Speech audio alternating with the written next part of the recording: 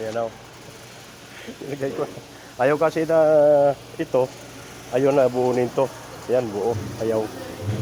Ayaw niyan. Gusto niya ganun lang. Kasi sa taas, pag binuo ko si tanggal yan, malalaman doon sa taas sa bubong na pininturahan. Tapos itong salamin, tanggalin din to.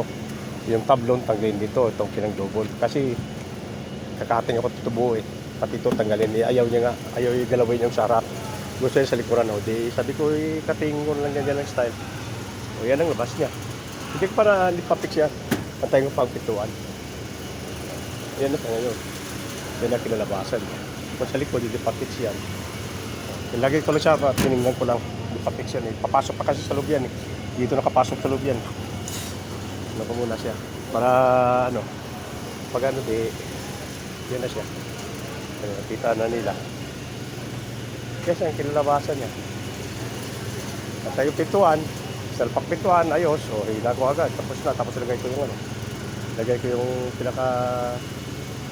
Ganyan siya. Ganyan na siya. Ngayon ko lang ginawa. Tinanggal ko. Yung kaputol eh. Yung kaputol niya. Kala mo magkano isa niyan? 7,000 real. Mas mahal pala doon sa ano. Sa printer sa likod na compartment. Sige lang kalod eh. Tingnan na. Finish the job na to. At tayo ko lang ang pituan. Babay na sa inyo lahat.